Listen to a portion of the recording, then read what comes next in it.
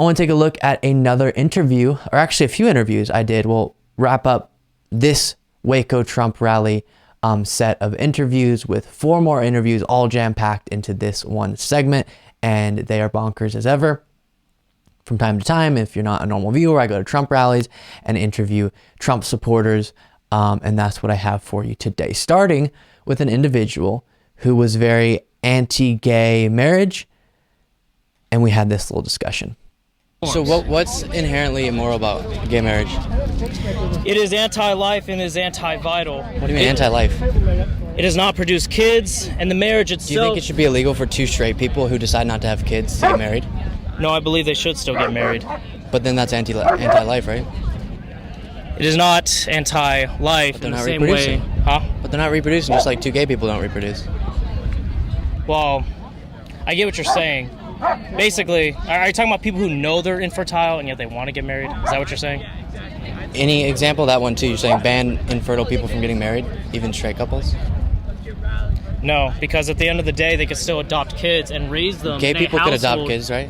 I don't believe they should. There's been recent reports about a gay couple that is known to abuse their kids. Look up the stats. I can find you about 13 gazillion examples of straight couples abusing their kids, sir.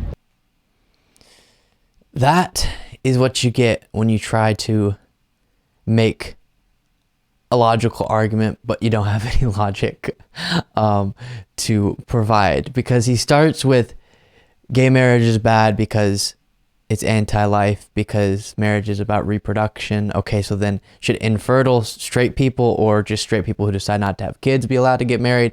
Well, yes, they should, because they can adopt. Well, gay people can adopt. Well, I heard a report about a gay couple abusing their kids. That's terrible, but there's tons of reports I could find you about straight people abusing their kids. Abuse is bad on all fronts, but that's not a straight or gay issue. And it just kind of unravels from there. And then we'll get to an individual who had a shirt on with the state of Texas and the word secede. Oh gosh. I'd like to start with the merch that people have on. So you want to explain the secede shirt? Yeah, I think if America doesn't work out, then I think this is a fallback option for Texas to secede from the Union. Yeah, but look, first we're going to try to protect and preserve the United States of America, the constitutional United States of America. And if we can't do that, then let's fall back and have Texas secede, and we can make it on our own. Gotcha. Do you keep up much with Trump's social media activity? Truth Social? I mean, I'm not on social media that often. No. I mean, not that much. No? Yeah, no. One of the things that made news as far as his social media activity, just since you mentioned the Constitution, was the calls to terminate the Constitution was kind of the headline version of it. But because the election was stolen, was the sentiment coming from Trump, we should even be able to terminate parts of the Constitution to do whatever to ameliorate that. I've never heard him say that. No? I've never heard Trump say terminate or... Okay, so then I asked, do you think he would ever say anything like that? And take a look. I threw up on screen a little proof. Bridge the Constitution. No, never heard that. Okay. Do you think he would say something like that? No. Okay. No, I don't think so. He would never do such a thing.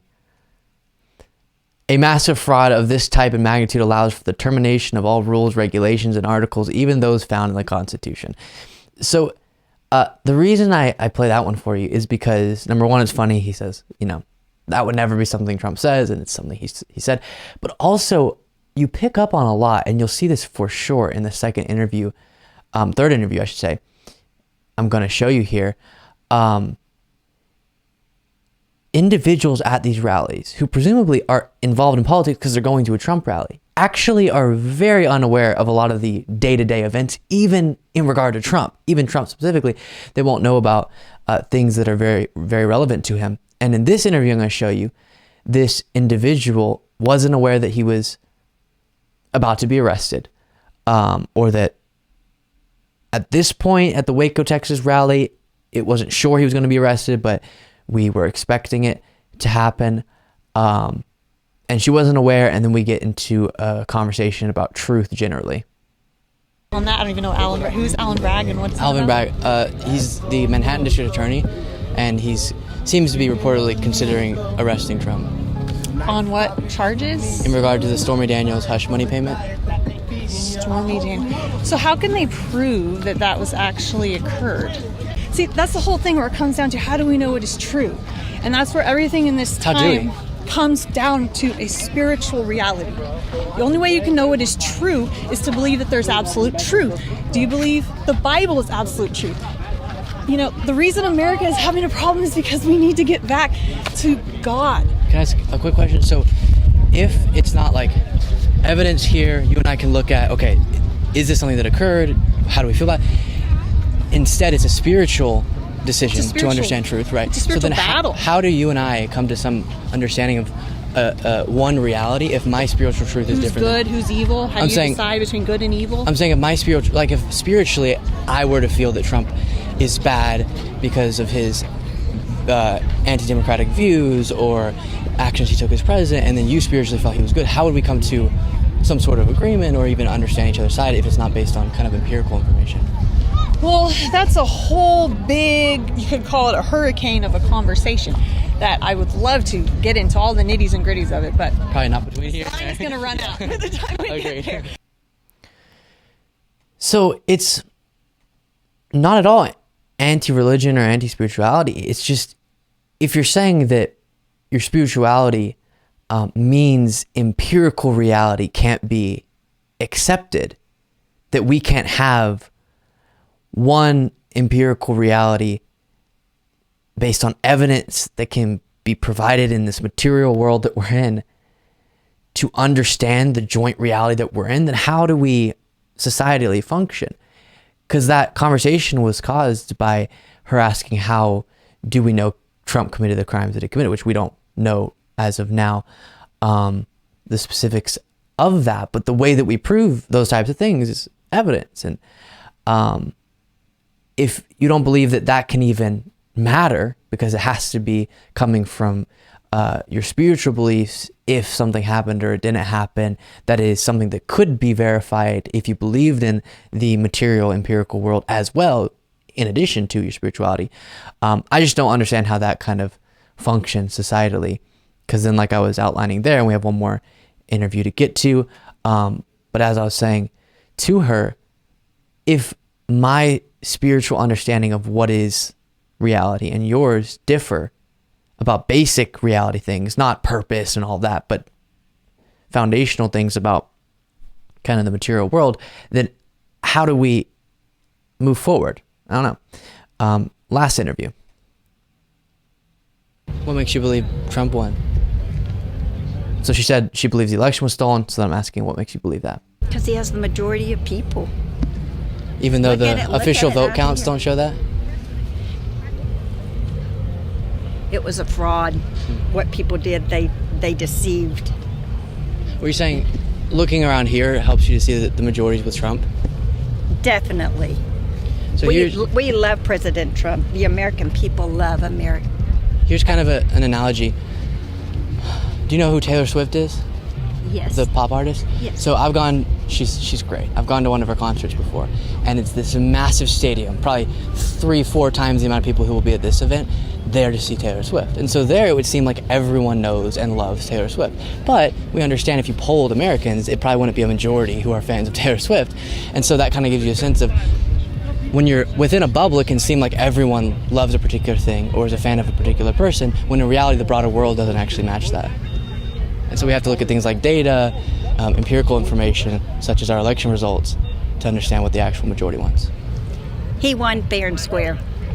He got the majority. We love him as the American people. He has stood for Israel. He has stood for the unborn. He doesn't drink. He has good morals. He has good kids. He has good grandkids. And we are blessed to have him as the President of the United States. So, it is something I hear a lot from individuals at these rallies when I'll ask them, what makes you believe the election was stolen? A lot of times they'll go to, just look around. Or who even voted for Biden? No one voted for Biden. I don't know anyone who's voted for Biden. One of the individuals at one of the earlier rallies I went to, I think, literally said something to the effect of, look around, you can just tell, or something like that. And what I was trying to explain there is, as I've said before, your world may not be representative of the broader world. And that's okay. We all have our bubbles, 100%. But that's why we need broader sets of information to give us a sense of what's going on in the broader world. And election results help to do that, where we go, okay, even though I thought that Trump wouldn't be able to get enough votes in 2016 to win, I see, based on the election results, he did get enough votes to win. In 2020, I see that Biden got enough votes to win, and Trump didn't. And that's the reality. And to think that something went wrong would require you having evidence to prove that something went wrong with our election processes. But without that evidence, believing that it was stolen, believing that because the crowds are big or whatever it might be, Trump actually won, is a very unfortunate way to go about it. But there it is, the Waco, Texas Trump rally.